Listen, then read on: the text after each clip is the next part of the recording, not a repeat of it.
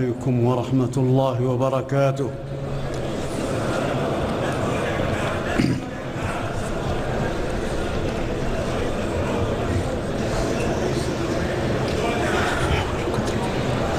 الحمد لله الملك القدوس السلام تمام جہان کا مالک ہے على المسلمين حج بيته الحرام جس نے اپنے بندوں پر فریضہ حج کو فرض کیا اور اس کو اسلام کا بنیادی رکن قرار دیا، اور میں گواہی دیتا ہوں اللہ تعالیٰ کی جو واحد الاحد ہے، اور میں گواہی دیتا ہوں کہ ہمارے آقا اور نبی حضرت محمد مصطفیٰ صلی اللہ علیہ وسلم جو ہیں وہ اللہ کے بندوں میں سب سے بہترین ہیں۔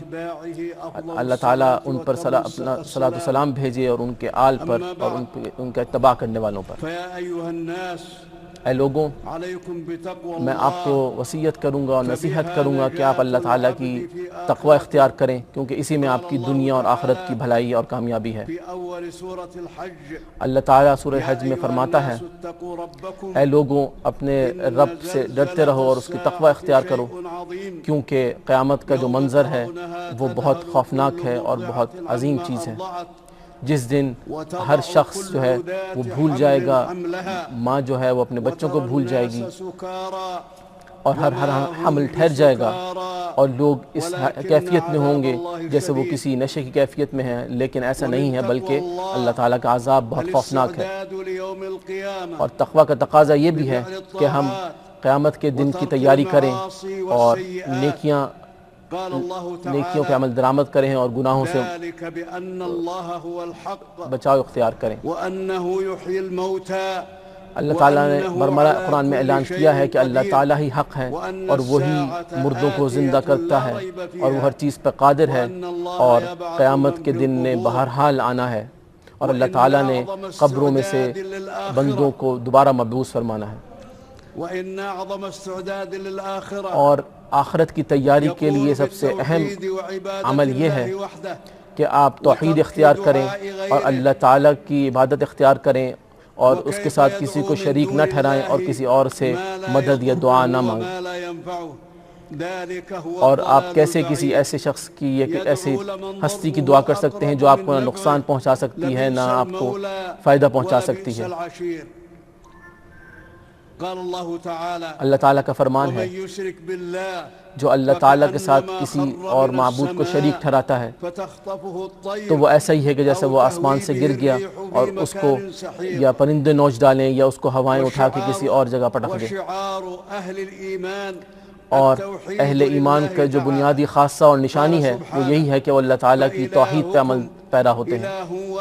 اللہ تعالیٰ نے ایک اور جگہ اعلان کیا کہ تمہارا خدا اور معبود ایک ہی ہے، لہٰذا مسلمانوں کو بشارت دے دیجئے۔ یہ وہ لوگ ہیں کہ جن کے سامنے جب اللہ تعالیٰ کی آیات سنائی جاتی ہیں تو ان کے دل نرم پڑ جاتے ہیں، اور جو نماز قائم کرتے ہیں اور ان کو جو رزق عطا کیا گیا ہے اس میں سے انفاق کرتے ہیں۔ لہٰذا اسلام کے جو ارکان ہیں وہ اس میں توحید ہے، اور اس بات کی شہادت ہے کہ اللہ تعالیٰ ایک ہے، اور نبی صلی اللہ علیہ وسلم اس کے بندے ہیں اور نبی ہیں، اور نماز کا قائم کرنا اور فریضہ حج ادا کے ساتھ ساتھ رمضان کے روزے اور زکوٰۃ کی ادائیگی رکھنا۔ وَلِمَنْ خَافَ مَقَامَ رَبِّهِ جَنَّتَانِ، اور یہ تمام بنیادی ارکان پہ عمل کرتے ہوئے اللہ تعالیٰ کی تقوی اور اس کا خوف مقدم رہنا چاہیے، اور صبر سے کام لینا چاہیے ہر مصیبت کی حالت میں۔ اللہ تعالیٰ نے وعدہ کیا ہے کہ جو صبر کرنے والے ہیں ان کو اللہ تعالیٰ بے پناہ اجر دے۔ اسی طرح ہمیں اللہ تعالیٰ کی تمام نعمتوں کے شکر بجا لانا چاہیے۔ اللہ تعالیٰ نے قرآن میں اعلان کیا ہے کہ ہم نے تمہارے لیے ساری نعمتیں مسخر کی تاکہ تم شکر ادا کرو۔ اور اللہ تعالیٰ کی اپنے بندوں کے بارے میں کچھ سنتیں ہیں، بندے کو چاہیے کہ وہ ان پہ یقین رکھے اور ان سے فائدہ اٹھائے۔ اللہ تعالیٰ نے قرآن میں وعدہ فرمایا ہے کہ جو افراد ایمان لے آتے ہیں اللہ تعالیٰ ان کا دفاع کرتا ہے اور ان کی مدد کرتا ہے۔ ایک اور جگہ اللہ تعالیٰ نے اپنی نصرت کا وعدہ کیا ہے کیونکہ وہی کامل قدرت والا ہے۔ قرآن مجید میں اللہ تعالیٰ نے ایسی اقوام کی مثال دی کہ جو ظلم کرتی تھیں اور اللہ تعالیٰ کی ناشکری کرتی تھیں، تو اللہ تعالیٰ نے تمام نعمتوں کے باوجود ان سے وہ تمام نعمتیں چھین لیں۔ وَلَقَدْ أَمَرَ اللَّهُ جَلَّ وَعَلَا خَلِيلَهُ إِبْرَاهِيمَ اللہ تعالیٰ نے اپنے نبی حضرت ابراہیم علیہ السلام کو یہ حکم دیا تھا کہ اپنی امت کو اور قوم کو حج کی دعوت دو۔ اللہ تعالیٰ نے قرآن میں فرمایا کہ تم حج کی دعوت دو تاکہ وہ دنیا کے ہر چپے سے یہاں پہنچے، اور ان کو بیان کرو کہ اللہ تعالیٰ کی جو نعمتیں ان پہ نازل کی گئی ہیں، تاکہ وہ اس بات کی گواہی دیں جو اللہ تعالیٰ نے ان پہ فائدے نازل کیے ہیں اور اللہ تعالیٰ کا ذکر کرتے رہیں۔ ہم یہ گواہی دیتے ہیں کہ حجاج کرام دنیا کے ہر چپے سے یہاں حاضر ہو گئے ہیں جو اللہ تعالیٰ کے ثواب کے طلبگار ہیں۔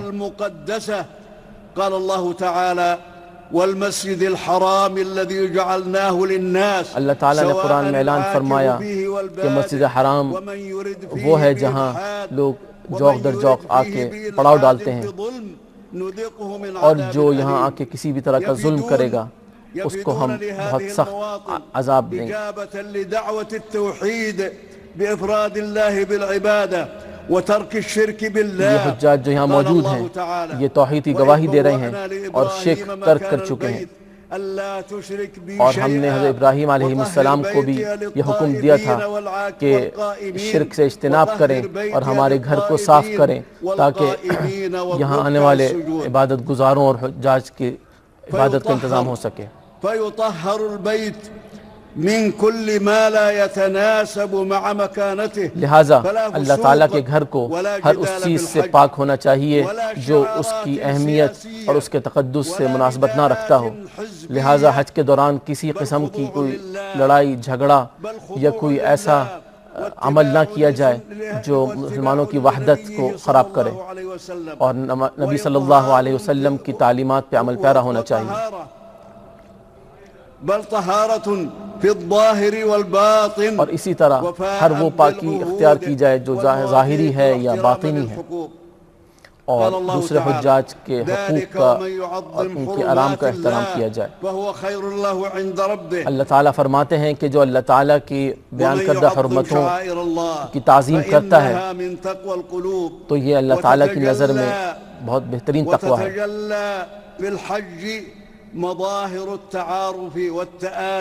اور اسی طرح حج کے دوران مسلمانوں کے درمیان بھائی چارہ، محبت، باہمی محبت کے مظہر ہمیں دیکھنے کو ملتا ہے، صرف نظر اس کے کہ وہ مختلف زبانیں بولتے ہیں، مختلف رنگ و نسل کے ہیں،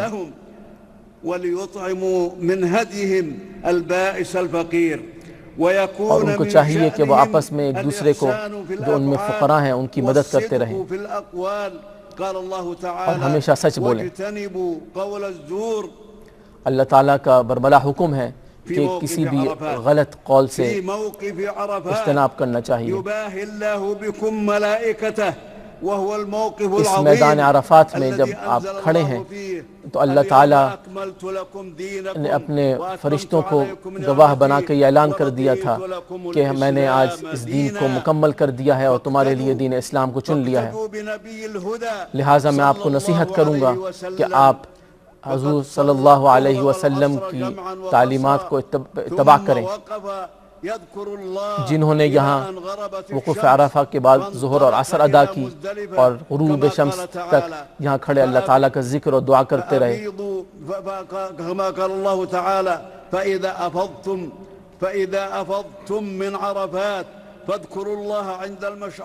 اللہ تعالیٰ نے قرآن میں آپ کو حکم دیا ہے کہ عرفات سے فارغ ہونے کے بعد آپ مزدلفہ تشریف لے جائیں گے اور وہاں اللہ تعالیٰ کا ذکر اور دعا میں مشغول رہیں گے، اور عید کے دن آپ منی تشریف لے جائیں گے۔ إن الله غفور رحيم. اور وہاں جا کے آپ اللہ تعالیٰ سے مغفرت کریں گے اور جمرات کا فرض ادا کریں گے، اور اس کے بعد آپ اپنے بال اتروائیں گے اور قربانی کا فریضہ ادا کریں گے، اور بالآخر میں آپ طواف وداع کریں گے۔ وَلْيُوفُوا نُذُورَهُمْ وَلْيَطَّوَّفُوا بِالْبَيْتِ الْعَتِيقِ اللہ تعالیٰ نے قرآن کریم میں مع بھی السكينة ان احکامات کو ذکر کیا ہے۔ والبعد عن التدافع آپ کو میں نصیحت کروں گا کہ آپ کسی بھی طرح کی دھکم پیل سے اجتناب کریں، اور آپ کو جو تعلیمات اور جو ہدایات دی جائیں ان پہ عمل پیرا رہیں، تاکہ تمام حجاج کرام جو ہیں وہ کسی بھی طرح کی پریشانی سے بچ سکیں اور ایک منظم انداز میں تمام فرائض حج اور واجبات ادا کر سکیں۔ قال اللہ تعالی فَإِذَا قَضَيْتُم مَّنَاسِكَكُمْ اللہ تعالیٰ نے قرآن میں فرمایا ہے کہ جب حج کے تمام مناسک ادا کر چکو تو اللہ تعالیٰ کی ذکر اور یاد میں مصروف رہو، جیسے تم اپنے والدین کو یاد رکھتے ہو۔ اور آنے والے ایام تشریق میں حجاج کرام روزانہ شیطان کو کنکریاں مارنے کا فریضہ ادا کریں گے، وَيَجُوزُ التَّعْجِيلُ فِي الْيَوْمِ الثَّانِي عَشَرِ اور افضل یہ ہے کہ آپ 13 ذی الحجہ تک کے مناسک ادا کریں، لیکن 12 ذی الحجہ تک بھی آپ کو یہ فریضہ ادا کر کے جلدی منا سے روانہ ہونے کی اجازت ہے۔ لمن اتقى واتقوا الله واعلموا انكم اليه تحشرون۔ اور آپ اللہ تعالیٰ کا تقوی اختیار کرتے رہیے وقبل السفر کیونکہ آپ نے اس کی طرف لوٹنا ہے، اور واپسی کے سفر سے پہلے آپ نے طواف وداع کا فریضہ ادا کرنا ہے۔ اللہ تعالیٰ نے اپنے دین میں آپ کے لیے کوئی مشکل نہیں رکھی، اور اللہ تعالیٰ نے یہ دین جو ہے وہ حضرت ابراہیم علیہ السلام کی سنت پہ رکھا ہے، اور آپ کو اور آپ سے پہلے والی آنے والی اقوام کو بھی مسلمان بتایا ہے۔ آپ نماز قائم کیجئے، روزے رکھیے اور زکوٰۃ ادا کیجئے۔ وَإِنَّ مِنَ الْاعْتِصَامِ بِاللَّهِ أن يكثر المرء من دعاء ربه وخصوصا في مواطن الحج فهي مظنة عظمت کا اظہار اور اس کی یہ ہے کہ آپ کثرت سے دعا کیجئے اور اللہ تعالیٰ سے اپنی تمام حاجات کو مانگیے، اور سب سے بہترین وہ دعا ہے جو یوم عرفہ کے دن مانگی جائے، اور رسول اللہ صلی اللہ علیہ وسلم نے فرمایا کہ اس دن سب سے بہترین کلمات جو ادا کرنے چاہیے وہ وہی ہیں جو میں نے بھی کیے اور مجھ سے پہلے تمام انبیاء نے کیے۔ لا الہ الا اللہ وحدہ لا شریک لہ لہ الملک ولہ الحمد وہو علی کل شیء قدیر۔ اللہ تعالیٰ کا فرمان ہے اپنے بندوں سے کہ دعا کرو، میں تمہاری دعا کو قبول کرنے والا ہوں۔